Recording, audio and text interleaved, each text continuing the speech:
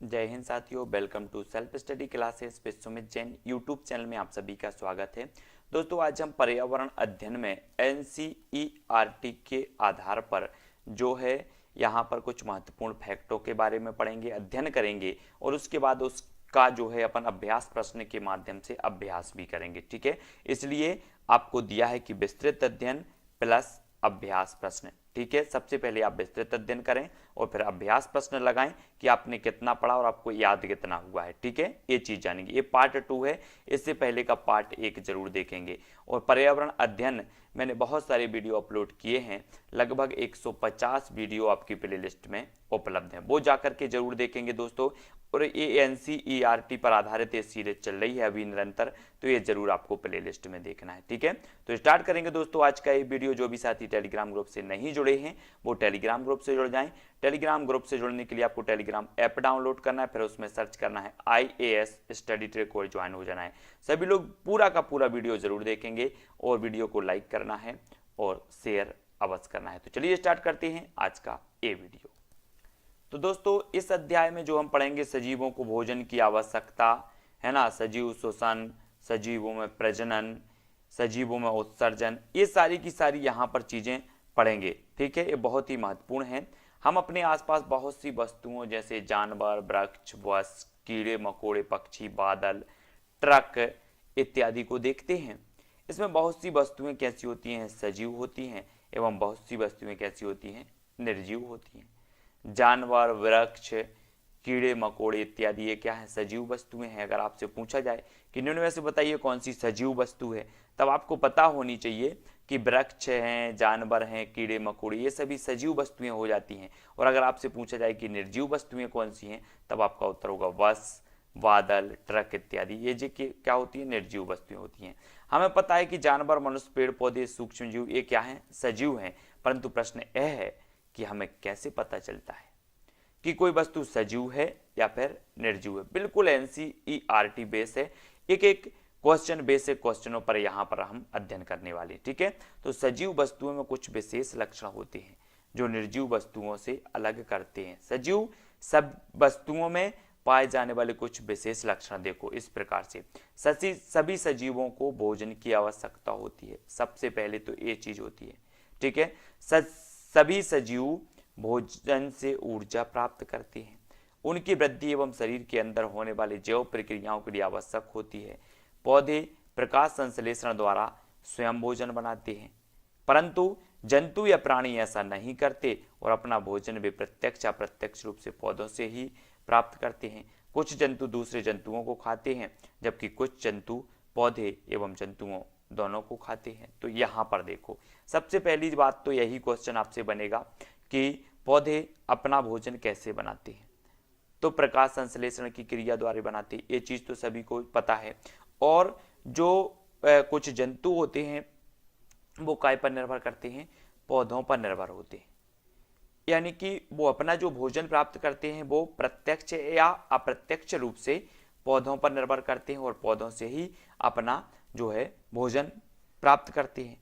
कुछ ऐसे जंतु होते हैं जो पौधों और जंतुओं दोनों से करते हैं, कुछ केवल जंतुओं से करते हैं। तो इस प्रकार से अलग अलग होते हैं ना, इसलिए जो है पौधे अपना भोजन स्वयं बनाते हैं, इसलिए इन्हें उत्पादक कहा जाता है। क्या कहा जाता है, उत्पादक। अगर आपसे पूछा जाएगा निम्न में से बताइए कौन सा उत्पादक है, तब आपको पौधे या जो पादप होते हैं उन्हें उत्पादक कहा जाता है। ठीक है, ये चीज आपको समझ में आ गई होगी। नेक्स्ट देखते हैं दोस्तों, सभी सजीव श्वसन करते हैं। जितने भी सजीव होते हैं वो क्या करते हैं, श्वसन करते हैं। सबसे पहले तो हमने देखा सजीवों में कि सभी सजीवों को भोजन की आवश्यकता होती है। नंबर 1, सभी जो सजीव हैं वो क्या है, श्वसन करते हैं। श्वसन है ना, सभी सजीव श्वसन प्रक्रिया के दौरान ही भोजन से ऊर्जा प्राप्त करते हैं। सांस लेना श्वसन प्रक्रिया का एक भाग है। जंतु जब सांस लेते हैं तब वे ऑक्सीजन गैस अंदर ले जाते हैं और जब सांस छोड़ते हैं तो कार्बन डाइऑक्साइड गैस बाहर निकालते हैं। ठीक है, अगर आपसे क्वेश्चन पूछा जाए कि जो सजीव होते हैं वो सांस लेते हैं तब अंदर कौन सी गैस ले जाते हैं और बाहर कौन सी गैस निकालते हैं, तो ये चीज आपको पता होनी चाहिए, ठीक है। या श्वसन प्रक्रिया में कौन सी गैसों का जो है उपयोग किया जाता है, ये सारी चीजें आपको पता होनी चाहिए। ऑक्सीजन भोजन से प्राप्त ऊर्जा, भोजन से ऊर्जा प्राप्त करने में जो है मदद करता है। एक वयस्क मनुष्य 1 मिनट में 15 से 18 बार सांस लेता एवं छोड़ता है। अब यहाँ पर क्वेश्चन आपका बन जाता है दोस्तों, एक जो वयस्क मनुष्य है, आपसे पूछा जाएगा कि एक वयस्क मनुष्य जो है 1 मिनट में कितनी बार सांस लेता एवं छोड़ता है, तो 15 से 18 बार सांस लेता है और छोड़ता है, ठीक है। गैसों के आदान प्रदान की क्रिया सभी जंतुओं में एक जैसी नहीं होती। विभिन्न जंतुओं में अलग अलग अंगों के द्वारा गैसों का आदान प्रदान होता है। यहां से क्वेश्चन आपका बनता है दोस्तों, जो मनुष्य होते हैं, शेर होती है, शेर होता है, गाय होती है, सांप, छिपकली, पक्षी, ये जो सांस लेते हैं वो फेफड़ों या फिर फुफ्फुस कहा जाता है।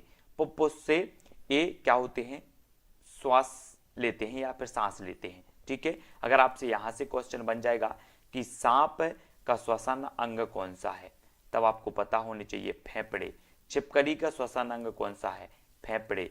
पक्षियों के श्वसन अंग कौन से होते, फेफड़े, ठीक है। मनुष्य का कौन सा है, तो फेफड़े। शेर की कौन सा है, तो फेफड़े।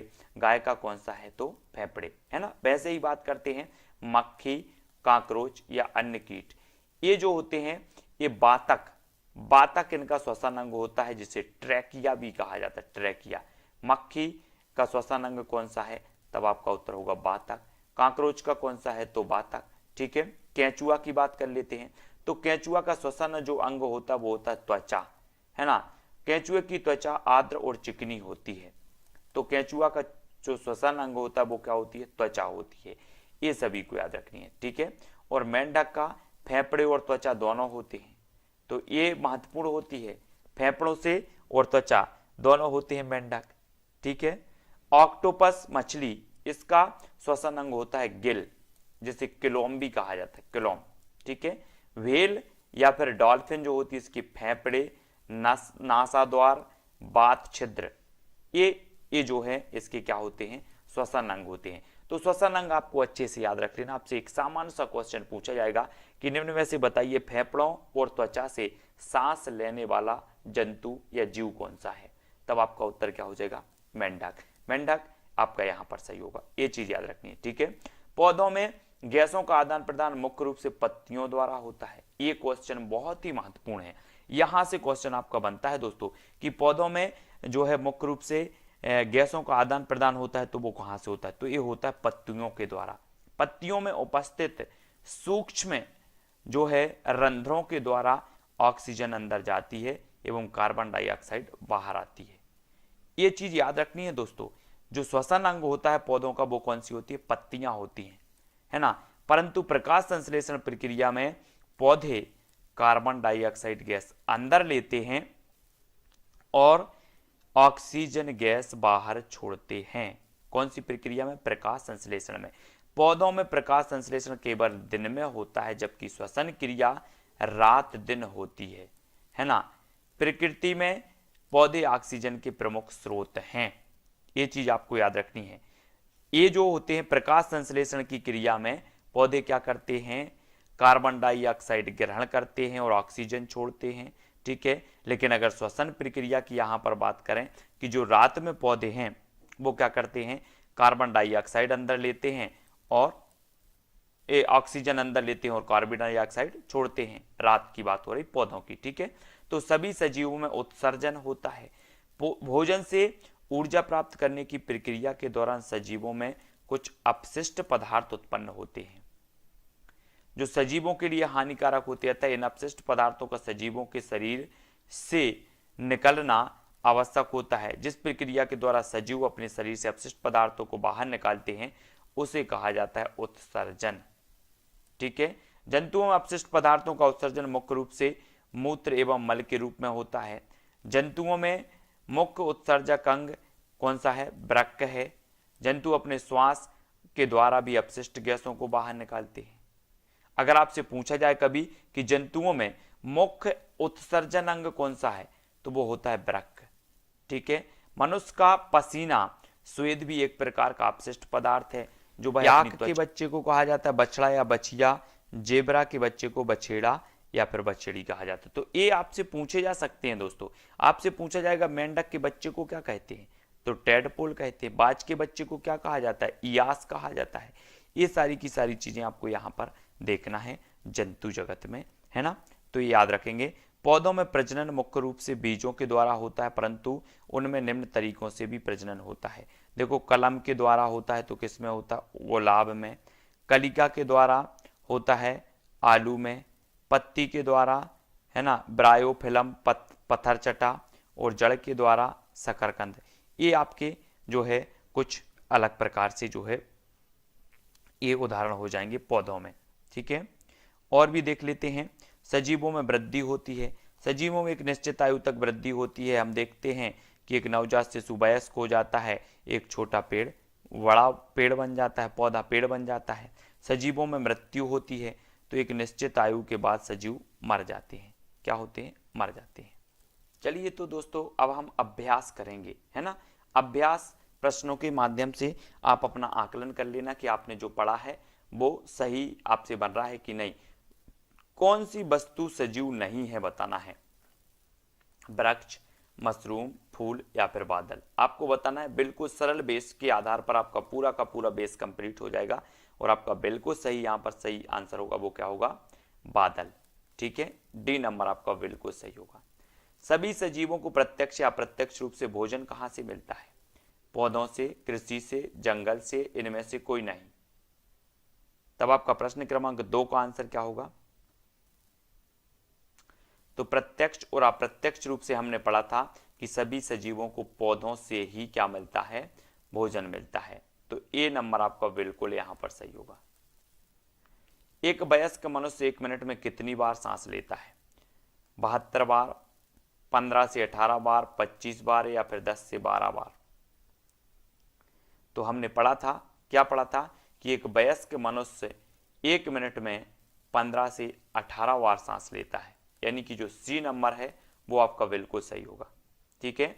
छिपकली में श्वसन अंग कौन सा है, छिपकली का श्वसन अंग आपको बताना है प्रश्न क्रमांक 4 का। त्वचा है, बातक है, फेफड़े या फिर गिल है।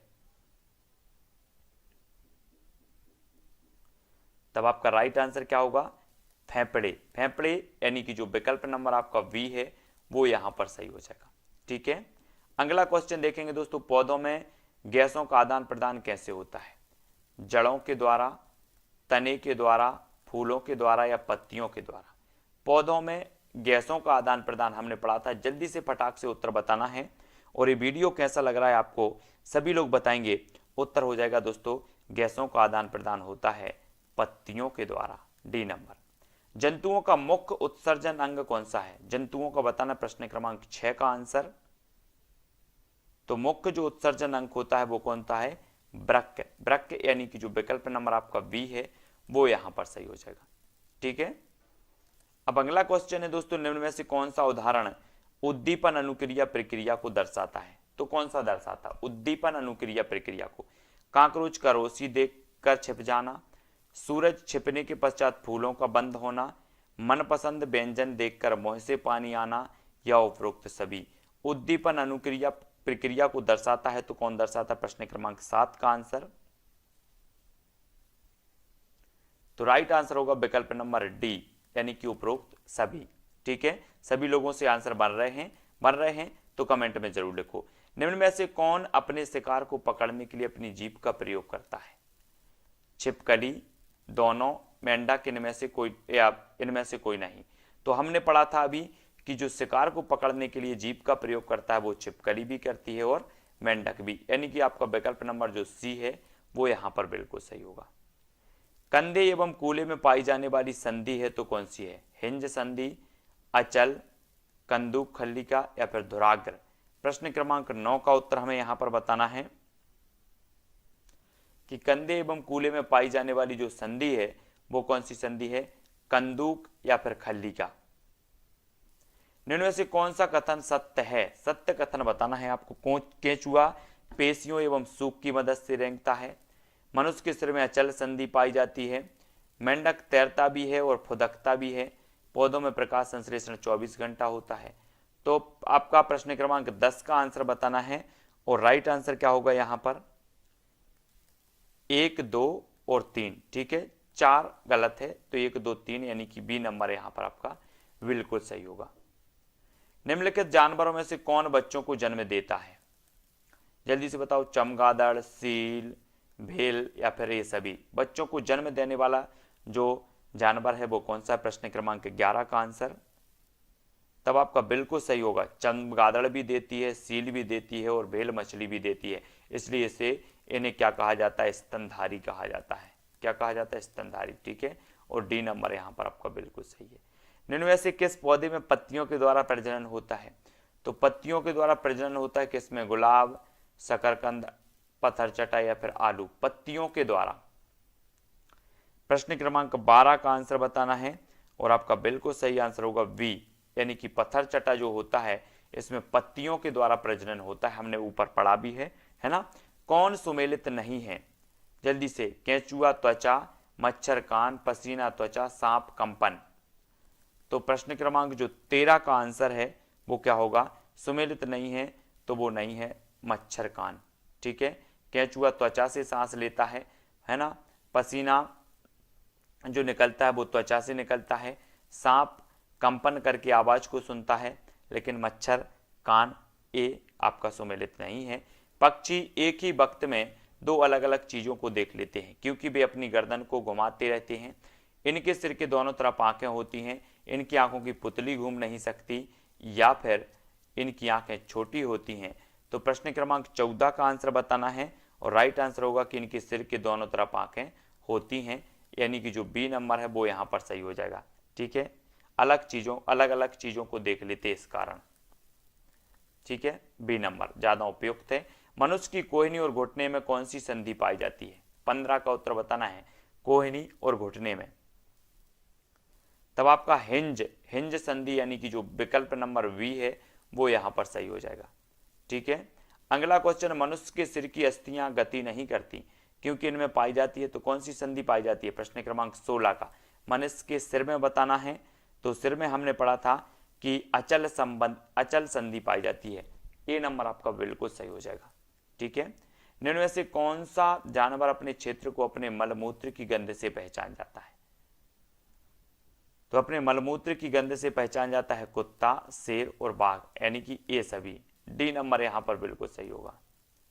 निम्न में से कौन सा कथन असत्य है? असत्य है बताना, सभी जीव जंतु अपने भोजन का निर्माण स्वयं करते हैं। पौधे जब सांस लेते हैं तब ऑक्सीजन गैस अंदर लेते हैं। व्हेल और डॉल्फिन स्वच्छ वायु लेने के लिए समय समय पर समुद्र से बाहर आते हैं, या फिर सांप फेफड़ों से सांस लेता है। कौन सा कथन असत्य है बताना, प्रश्न क्रमांक 18 का। और 18 का जो आंसर हो जाएगा वो क्या हो जाएगा? सभी जीव जंतु अपने भोजन का निर्माण स्वयं करते हैं, यानी कि ए नंबर जो है ये असत्य कथन है। ठीक है, निम्न में से कौन सा कथन सत्य है? सत्य बताना है। पौधे अपने अपशिष्ट पदार्थों को उत्सर्जन के रूप में बाहर निकाल देते हैं। पौधे अपने अपशिष्ट पदार्थ को ऐसे भाग में इकट्ठा कर लेते हैं जिससे उनको हानि ना पहुंचे, या उपर्युक्त दोनों या इनमें से कोई नहीं। तो सत्य बताना है। प्रश्न क्रमांक है 19 और 19 का सभी ने उत्तर बताया है कि दोनों ही सत्य हैं, यानी कि सी नंबर आपका यहां पर बिल्कुल सही होगा। सील मछली स्तनधारी है क्योंकि वह उड़ नहीं सकती, मांसाहारी है, जल में रहती है, बच्चे को जन्म देती है। तो जल्दी से आंसर बताएंगे आप लोग।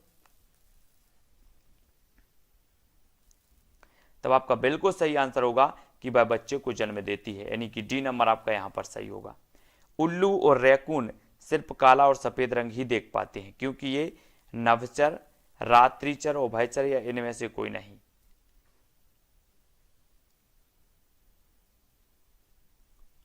तब आपका उत्तर होगा बी। हमने पढ़ा है कि जो रात्रिचर होते हैं, है ना, निशाचर होते हैं जिन्हें कहा जाता है, वो सिर्फ सफेद रंग और काला रंग ही देख पाते हैं रात्रि में। ठीक है, बाज, गिद्ध और चील जैसे पक्षी अपने शिकार को दूर से ही देख लेते हैं क्योंकि वे आसमान में ऊपर उड़ते हैं, वे बहुत तेज होते हैं, उनकी दृष्टि मनुष्य से 4 गुना तेज होती है, उपरोक्त सभी। तो 22 का आंसर आपको बताना है और आपका राइट आंसर होगा सी। ठीक है। तो इस प्रकार से दोस्तों वीडियो को लाइक करें, शेयर करें और पूरी की पूरी प्लेलिस्ट में जाकर के इसी प्रकार का अध्ययन करते रहें। और बाल विकास का भी एनसीईआरटी पर आधारित अध्ययन है तो वो भी जरूर देखें। तो जो मनुष्य होता है उसका जो पसीना निकलता है वो भी एक प्रकार का अपशिष्ट है जो वह अपनी त्वचा के द्वारा बाहर निकालता है। पक्षी बीज के रूप में अपशिष्ट पदार्थ बाहर निकालते हैं। पौधों में भी हानिकारक पदार्थ उत्पन्न होते हैं। पौधे इन अपशिष्ट पदार्थों को या तो स्त्राव के द्वारा स्त्राव के रूप में बाहर निकाल देते हैं या फिर इन पदार्थों के ऐसे भाग में इकट्ठा कर लेते हैं जिससे उनको हानि ना पहुंचे। ठीक है, तो ये सारी की सारी चीजें आपको याद रखनी है। अगर आपसे कभी पूछा जाए कि जंतुओं में उत्सर्जन का अंग कौन सा है तो वृक्क है। ठीक है, निम्न में से बताइए कौन सा अपशिष्ट पदार्थ है, ऐसा भी पूछा जा सकता है। तब आपको याद रख लेनी है पक्षियों में बीज के रूप में, मनुष्य में पसीना मलमूत्र के रूप में भी होते हैं। ठीक है, ये सारी की सारी चीजें याद रखना है। सभी सजीव उद्दीपन के प्रति अनुक्रिया करते हैं। हमारे आसपास होने वाले परिवर्तन जो किसी सजीव को प्रतिक्रिया करने के लिए प्रेरित करते हैं उद्दीपन कहलाते हैं। जो प्रतिक्रिया सजीव परिवर्तित के रूप में की प्रति करते हैं उन्हें अनुक्रिया कहते हैं। जो प्रतिक्रिया सजीव परिवर्तन के प्रति करते हैं उसे क्या कहा जाता है, अनुक्रिया कहा जाता है। तो अनुक्रिया और उद्दीपन आप समझ गए होंगे। ठीक है, हमारे आसपास होने वाले परिवर्तन जो सजीव को प्रतिक्रिया करने के लिए प्रेरित करते हैं वो उद्दीपन है, और जो प्रतिक्रिया परिवर्तन के प्रति करते हैं वो क्या है, अनुक्रिया है ना। उदाहरण, जब हम गर्म वस्तु को छूते हैं तब हम एकदम अपना हाथ पीछे खींच लेते हैं। ठीक है, तो कॉकरोच रोशनी देखकर छिप जाते हैं। अपने मनपसंद व्यंजन को देखकर हमारे मुंह में पानी आ जाता है। सूरज के छिपने के पश्चात कुछ फूल बंद हो जाते हैं। छुई मुई गुल मेहंदी के पौधों की पत्तियां छूने पर सिकुड़ जाती हैं। तो ये उद्दीपन और अनुक्रिया के कुछ उदाहरण हैं। ठीक है, उपरोक्त उदाहरण में उद्दीपन गर्म वस्तु, रोशनी, मनपसंद व्यंजन और सूरज का छिपना तथा पत्तियां छूना, जबकि अनुक्रियाएं हाथ पीछे खींचना, कॉकरोच का छिपना, मुंह में पानी आना, फूल का बंद होना, पत्तियों का सिकुड़ना, ये क्या हो जाएंगी, अनुक्रियाएं हो जाएंगी। सजीवों में इंद्रियां होती हैं। सजीवों में क्या होती है, इंद्रियां। मुख्य रूप से जंतुओं में निम्नलिखित इंद्रियों में 5 इंद्रियां होती हैं। आंख देखने के लिए, कान सुनने के लिए, नाक सूंघने के लिए, जीभ स्वाद के लिए और त्वचा महसूस करने के लिए। ये 5 प्रकार की इंद्रियां होती हैं सजीवों में। ठीक है, विभिन्न जंतु अपनी इंद्रियों का प्रयोग विभिन्न कार्य के लिए करते हैं। जैसे चींटियां अपने समूह की चींटियों को उनके द्वारा छोड़ी गई गंध से पहचान लेती हैं। कुछ कीड़े मकोड़े अपनी मादा कीड़े को उनकी गंध से पहचान लेते हैं, जैसे रेशम का कीड़ा। कुछ पक्षी जैसे बाज, गिद्ध और चील, जिनकी दृष्टि मनुष्य से 4 गुना तेज ज्यादा होती है, अपने शिकार को दूर से देख लेते हैं। पक्षी एक ही वक्त में 2 अलग अलग चीजों को देख सकते हैं, क्योंकि इनके सिर के दोनों तरफ आंखें होती हैं, परंतु उनकी आंखों की पुतली जो है घूम नहीं सकती, इसलिए अपनी गर्दन को घुमाकर अपने आसपास देख सकते हैं। कुछ जानवरों के कान बाहर दिखाई देते हैं, परंतु कुछ के नहीं। हाथी अपने कान से जो है सुनने के अलावा हवा भी कर सकता है।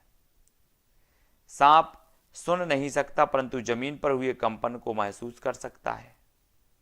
मच्छर हमारे शरीर की गंध एवं तलबे की गर्मी से हमें अंधेरे में भी ढूंढ लेते हैं। मच्छर हमारे शरीर की गंध और तलबे की गर्मी से हमें अंधेरे में ढूंढ लेते हैं। कुछ जानवर अपने मलमूत्र की गंध के द्वारा अपने क्षेत्र को पहचान लेते हैं, जैसे कुत्ता, बाघ और शेर। ये अपने मलमूत्र की जो है गंध के द्वारा अपने क्षेत्र को पहचान लेते हैं। और देख लेते हैं मेंढक, छिपकली आदि जीव अपने शिकार को पकड़ने के लिए अपनी जीभ का प्रयोग करते हैं। ऐसा क्वेश्चन भी पूछा जाता है कि कौन सा जीव है जो अपने शिकार को पकड़ने के लिए अपनी जीभ का प्रयोग करता है, तो मेंढक और छिपकली करता है। रात्र में जगने वाले जो जानवर हैं, पक्षी केवल सफेद और काला रंग ही देख पाते हैं, जैसे उल्लू और रैकून सफेद और काला रंग ही देख पाते हैं, उल्लू और रैकून। ये चीज याद रखनी है। सभी सजीव गति करते हैं। जंतुओं में गति दिखाई देती है क्योंकि वे एक स्थान से दूसरे स्थान पर तक जाते हैं। जंतुओं में चलने का ढंग अलग अलग होता है। कुछ जंतु चलते हैं जैसे मनुष्य, शेर, कुत्ता, बिल्ली आदि। इन जानवरों में अलग अलग गतियों के लिए इनकी अस्थियों में अनेक प्रकार की संधियां होती हैं। मनुष्य में पाई जाने वाली संधियां हैं कंदूक, खल्लिका संधि। इस प्रकार की संधि में सभी दिशाओं में गति होती है। यह संधि कंधे एवं कूल्हे में पाई जाती है ना। अगर आपसे कभी पूछा जाए कि कंदूक, खल्लिका संधि मनुष्य के शरीर में कहाँ पाई जाती है, तो ये पाई जाती है कंधे और कूल्हे में। हिंज संधि, इस प्रकार की संधि में एक ही दिशा में गति होती है। यह संधि कोहनी या घुटने में पाई जाती है। हिंज। अचल संधि, इस प्रकार की संधि में कोई गति नहीं होती, यह हमारे सिर में पाई जाती है। अचल संधि। धुराग्र या फिर खूंटी संधि, इस प्रकार की संधि में ऊपर नीचे एवं आगे पीछे की गति होती है। यह हमारे शरीर, सिर एवं गर्दन में जोड़ती है। धुराग्र संधि, है ना। संधि जहां दो या दो से अधिक अस्थियां, हड्डियां आपस में जुड़ती हैं, उस जगह को क्या कहा जाता है? संधि कहा जाता है ना। उल्लू काफी हद तक अपनी गर्दन को पीछे तक घुमा सकता है। कुछ जंतु रेंगते हैं जैसे केंचुआ, सांप। केंचुआ पेशियों एवं सूप की मदद से रेंगता है और सांप पेशियों एवं बलय की मदद से रेंगता है। तब आपसे पूछा जाए अगर कि पेशियों एवं सूप की मदद से रेंगने वाला जंतु कौन सा है, तब आपका उत्तर होगा केंचुआ। और सांप पेशियों एवं बलय की मदद से रेंगने वाला है, तो वो कौन सा है? सांप। कुछ जंतु उड़ते हैं जैसे पक्षी अपने पंखों की मदद से उड़ते हैं, परंतु शुतुरमुर्ग और एमू पक्षी उड़ते नहीं, लेकिन ये काफी तेज गति से भाग सकते हैं। कुछ जंतु तैरते हैं जैसे मछली, बतख। मछली अपनी धारा रेखीय शारीरिक आकृति के कारण तैरती है। बतख अपने जाल युक्त पादांगुलियों के कारण तैरती है। मेंढक भी पादांगुलियों के कारण तैरता है। कुछ जंतु फुदकते हैं जैसे मेंढक। कुछ जंतु चलते भी हैं, चढ़ते भी हैं और उड़ते भी हैं जैसे कांकरोच।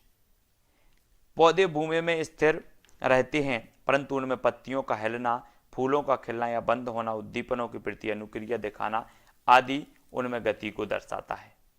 ठीक है, ये चीज आपको यहां पर समझनी है। देख लेते, सजीवों में प्रजनन होता है।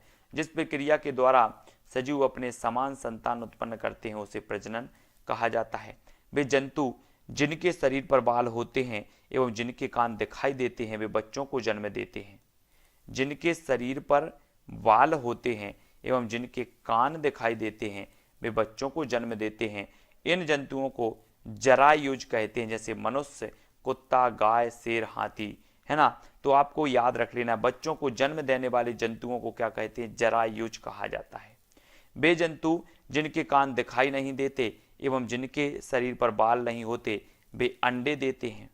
जिनके कान दिखाई नहीं देते, जिनके शरीर पर बाल नहीं होते वे अंडे देते हैं। इन जंतुओं को अंड प्रजक कहा जाता है, जैसे पक्षी, मेंढक, बतख, मछली। ये क्या है? अंड प्रजक हैं, अंडे देते हैं। चमगादड़, भेल मछली और सील मछली बच्चों को जन्म देती है। जो बच्चों को जन्म देते हैं और दूध पिलाते उन्हें स्तनधारी भी कहा जाता है। तो ये चीज भी याद रखनी है। आपसे क्वेश्चन पूछा जाएगा कि निम्न में से बताइए कौन सा स्तनधारी है, तब आपको पता होनी चाहिए कि जो बच्चों को जन्म देते हैं उन्हें स्तनधारी कहा जाता है। ये चीज याद रखनी है। ठीक है, जीव एवं उनके बच्चों को देखेंगे। यहाँ पर देखो, कपी के बच्चे को क्या कहा जाता है? बच्चा। चमगादड़ के बच्चे को पिल्ला या पिल्ली। भालू के बच्चे को शावक। पक्षी के चूजा कहा जाता है। तितली के कैटरपिलर। ऊंट के बच्चे को बछड़ा या बछिया कहा जाता है। कौआ के बच्चा को चूजा।